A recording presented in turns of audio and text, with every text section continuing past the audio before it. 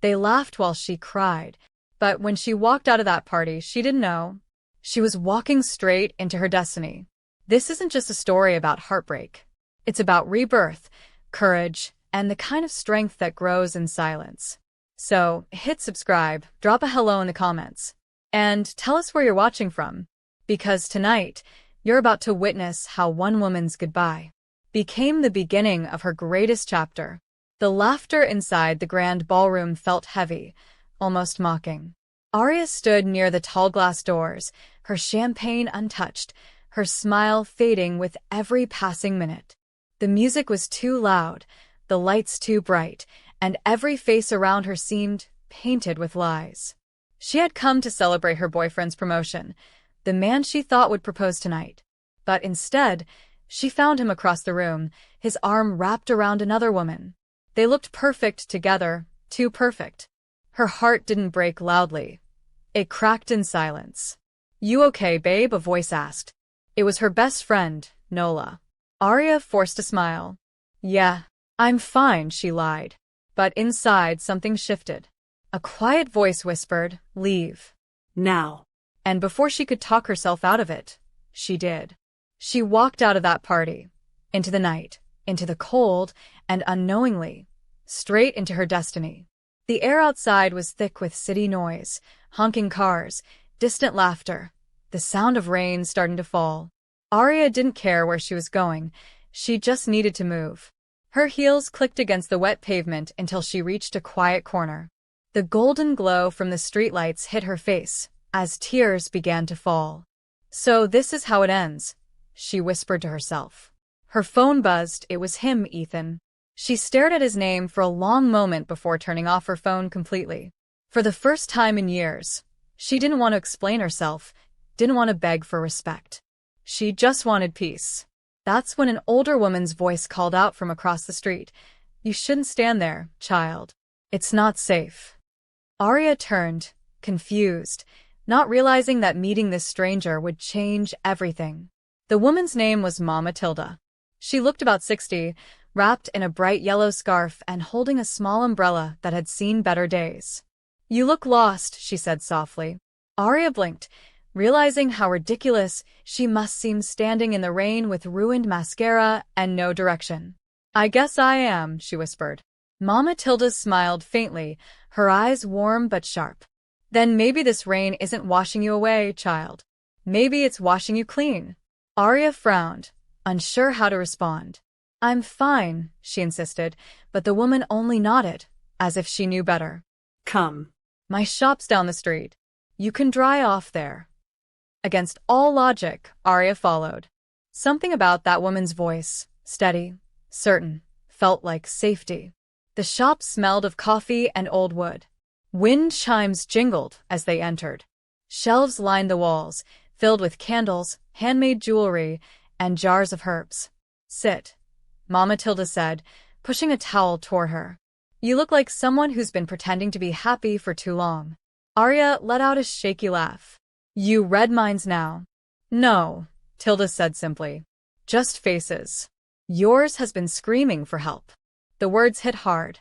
For a long time, Arya sat there in silence, listening to the rain on the roof. "Why does it hurt so much?" she finally asked. "Because you thought love meant losing yourself," the woman replied. When the rain stopped, Mama Tilda handed Arya a small bracelet made of brown beads. "For strength," she said. Arya wanted to refuse but couldn't. "Thank you," she murmured. "You'll find your path soon, child," Tilda added. "But first, you must stop running from yourself." The words echoed in her mind as Arya stepped outside. She didn't know that night marked the end of her old life and the beginning of something far greater. Arya walked for hours after leaving the shop, her wet shoes squeaking against the pavement. The city had quieted, and a calm breeze brushed her cheeks. She clutched the bracelet Mama Tilda had given her, feeling the warmth of its beads. "Find your path," the woman's words repeated in her mind. But how?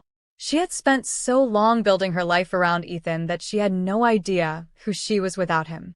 When she finally reached the bus stop, she sat down and opened her small purse. Inside was a notebook she used to carry everywhere in college, filled with poems, half-written stories, and sketches of dresses she once dreamed of designing. For the first time in years, she smiled. "Maybe this is where I start," she whispered. By morning, Arya had made a decision. She would not text Ethan. She would not apologize or explain. Instead, she would create something that belonged only to her. The next day, she walked into a small fabric shop downtown. The owner, a cheerful man named Mr. Dane, raised an eyebrow. "You look like you haven't slept," he said. Arya laughed softly. "I haven't, but I want to buy fabric." He studied her, curious. "You sew?" A little, she said. "I used to." He nodded, handing her a roll of blue silk. "Then start again." That night, in her tiny apartment, Arya cleared her table and began to sew. Her fingers trembled at first, but each stitch felt like a heartbeat, steady, alive. Hers. Days turned into weeks. Arya worked at her office job by day and designed clothes at night. Her apartment floor was covered in sketches, fabric scraps, and dreams. Nola, her best friend, stopped by one evening with takeout. "Girl, your living room looks like a fashion battlefield," she laughed. Arya grinned. "Maybe, but it feels right." Nola looked at her closely. "You're glowing, Arya. You really are." Arya shrugged shyly. "I'm just remembering who I used to be." Her first creation, a gold evening gown, took 3 weeks to finish. When she tried it on, she couldn't believe her reflection. The woman in the mirror wasn't broken anymore. She looked strong, fearless. That same night, she posted a picture online with a simple caption, "Starting over." Within hours, the post went viral. Messages poured in, people asking where to buy her design, others telling her how inspiring her story was. She stared at her screen, stunned. "Is this real?" she murmured. The next morning, her phone rang. "Hello." Arya answered cautiously. "Hi, this is Lena Parks from the Vogue Circle. We saw your dress online. It's beautiful. Are you taking commissions?"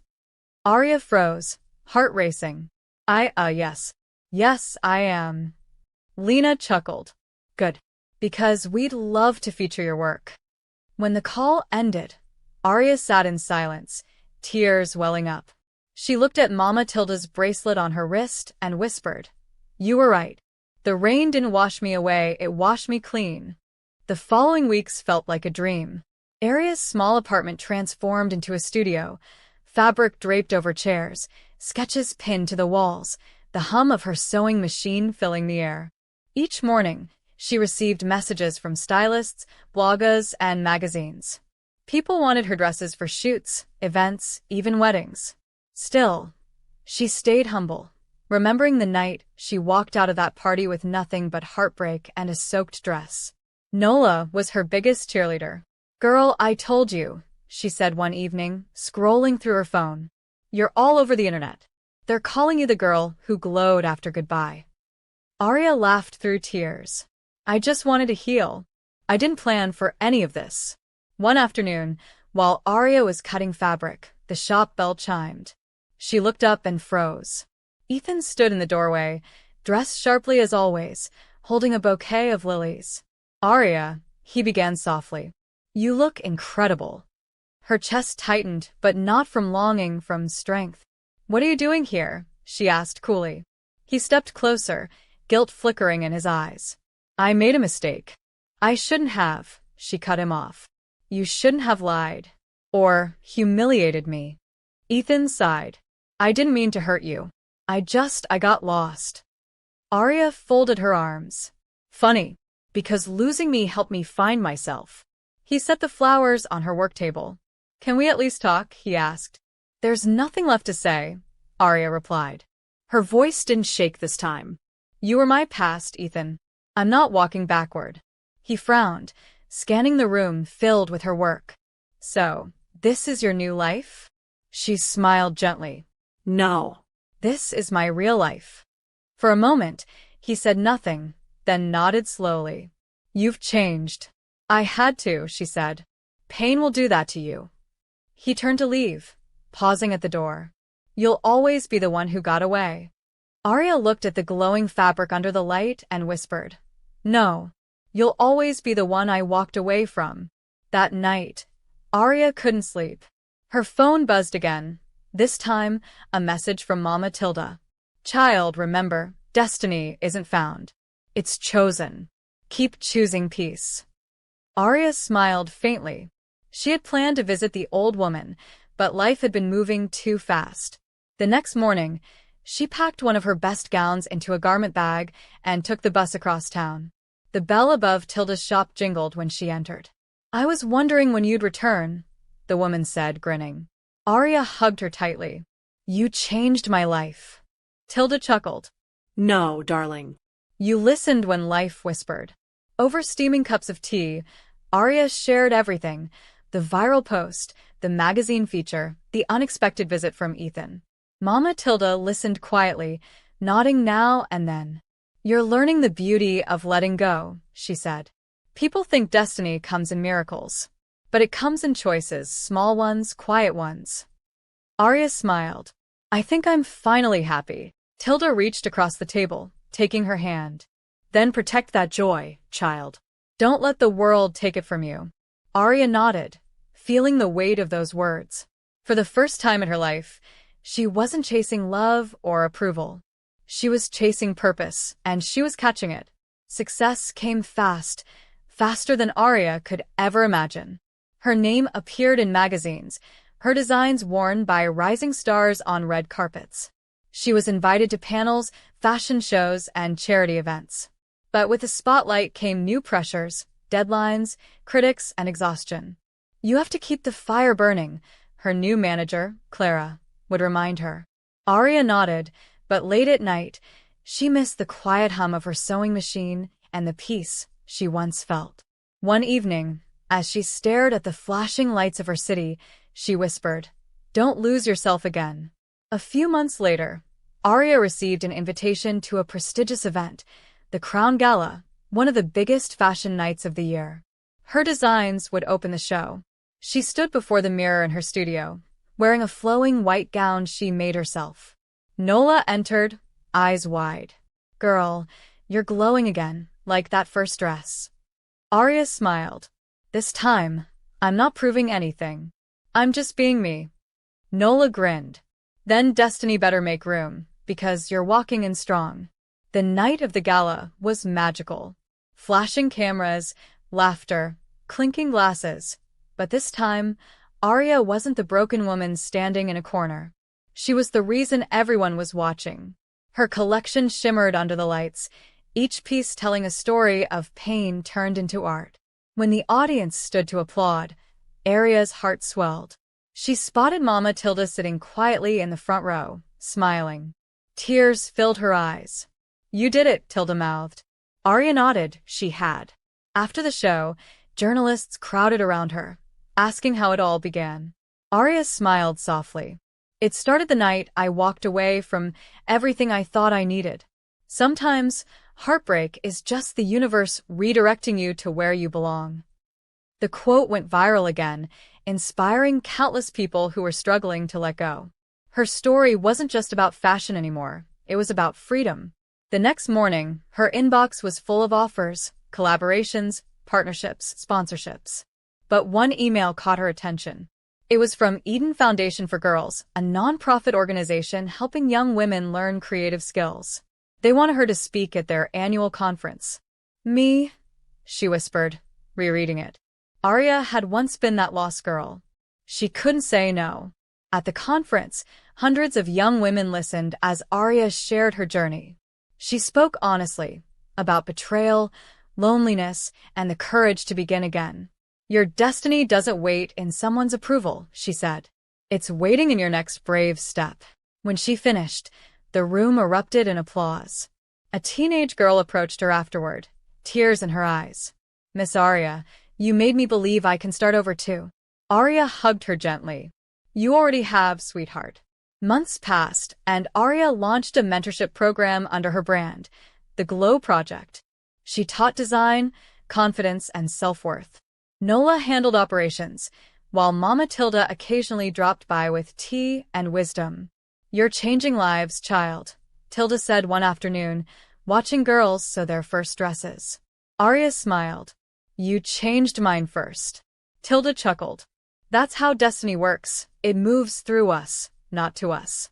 But success brought challenges too. A powerful investor, Mr. Kane, offered to expand her brand internationally, but at a cost. We'll handle production. You just lend your name, he proposed. Arya hesitated. And what happens to my girls? We can cut that program, he said coolly. It's not profitable. Arya's stomach turned. Then it's not for me, she said firmly. He frowned. You'll regret this. She smiled. No. I'd regret losing myself again. News of her decision spread quickly. Some called her foolish, others praised her integrity. But Arya felt peace. She had learned that not every opportunity aligned with destiny. Sometimes the true test wasn't rising higher, it was staying grounded. That evening, as she closed her studio, she whispered to herself, You chose right. And in that stillness, she felt Mama Tilda's words come alive. Destiny isn't found. It's chosen. One evening, Nola burst into the studio holding a letter. You're not going to believe this, she said breathlessly. The Crown Foundation wants to fund the Glow project across 5 cities. Arya froze. Wait, what? Nola nodded, tears in her eyes. You're going global, girl. Arya laughed, covering her face. Mama Tilda would say this is what happens when you stay true. With new funding, the Glow project grew rapidly. Girls from around the world joined, some from shelters, others from small towns. Arya personally mentored many, often telling them, Your past doesn't disqualify you. It prepares you. Her story was now a beacon of hope. Every stitch, every design carried the essence of second chances. One night, while working late, Arya heard a knock on her door. She opened it to see Mama Tilda, older but radiant. Thought I'd see how my child is doing, she said warmly. Arya embraced her. You taught me everything. No, dear, Tilda corrected. You just remembered who you were. They sat for hours, laughing, talking, remembering that rainy night. Tilda looked around the studio proudly. You've built an empire on kindness, she said. But don't forget to rest. Arya chuckled. You sound like Nola. Then listen to both of us, Tilda said, smiling. Destiny is not a race. It's a rhythm. Arya nodded, letting the words settle deep in her heart. Years later, Arya stood backstage at another grand fashion show, this time, her own global exhibition. Models wore designs inspired by women's stories of rebirth and resilience. Before walking onto the stage, she whispered, Thank you, to the universe, to Mama Tilda, to that broken girl who once walked out of a party in tears. When she stepped into the spotlight, the crowd erupted. Cameras flashed, music swelled, and Arya smiled, not from pride, but from gratitude. She saw faces she once mentored sitting in the audience, cheering her on. Destiny, she realized, had never been a straight road. It was a winding path of courage, forgiveness, and faith. After the event, she received a call from Nola. Guess who's trending again? She laughed. Arya rolled her eyes playfully. Let me guess, another quote? Yep. Sometimes walking out is the first step to walking in. Arya smiled. That one's true. They laughed, their friendship stronger than ever. But behind her joy, Arya felt a tug, a sense that Mama Tilda wasn't as strong as she used to be. She visited her the next day. The old woman lay on her porch, wrapped in a blanket, sipping tea. You came, Tilda whispered. Arya sat beside her. Always. Your family. Tilda smiled faintly. Good. Because I'll soon rest, and you must keep the light burning. Tears filled Arya's eyes. Don't talk like that. Tilda chuckled softly. Child, destiny never dies. It just passes on. Promise me you'll keep helping others find theirs. Arya nodded, gripping her hand. I promise. The old woman closed her eyes, content. Then I can rest easy. A few days later, Mama Tilda passed peacefully in her sleep. The news broke Arya's heart, but she found comfort in knowing Tilda had lived fully. She wore the bracelet the woman had given her that first night and whispered, You found me in the rain. I'll find others in their storms. At the memorial, Arya spoke softly. She didn't just give me shelter, she gave me direction. And through her, I found my purpose. The audience wept, but Arya stood tall, knowing that every life Tilda touched would continue to ripple through generations. In the months that followed, Arya built the Tilda House, a creative academy for women who had lost everything but still dared to dream. She painted the words above the entrance. You're not lost. You're being found. Each time she walked through those doors, she felt Tilda's spirit smiling. One evening, a young designer approached Arya nervously. Ma'am, I almost gave up. Then I heard your story. Arya smiled. I almost gave up too, the night I walked out of a party that wasn't meant for me. Sometimes, walking away is the beginning of everything. As years passed, Arya's name became legendary. But she never let fame define her. She still took walks in the rain, still visited small markets for fabric, and still told her girls, your destiny won't shout. It'll whisper. Listen closely. On the 10th anniversary of the Glow Project, Arya stood on a grand stage surrounded by hundreds of women she had helped. Nola introduced her with tears in her eyes. This woman didn't just walk into her destiny, she opened the door for all of us to follow. The crowd cheered, and Arya's heart overflowed. As the lights dimmed, Arya stepped forward, her voice steady and warm. 10 years ago, I walked out of a party, broken, scared, and unsure. But that night led me here. Destiny isn't always a path you find. Sometimes it's one you build. So if life ever breaks you, don't hide. Walk out. Because on the other side of pain, your purpose is waiting. The room erupted in applause, but Arya just smiled quietly. She looked up, touched the bracelet on her wrist, and whispered, Thank you, Mama Tilda. I walked out of that party straight into my destiny. And please don't forget to tap the bell, so every new folktale reaches you first. Tell us in the comments what you think about the story. And tell us where you're watching from. Please like, comment, subscribe, and share this beautiful story with friends, family, and loved ones so they too can remember.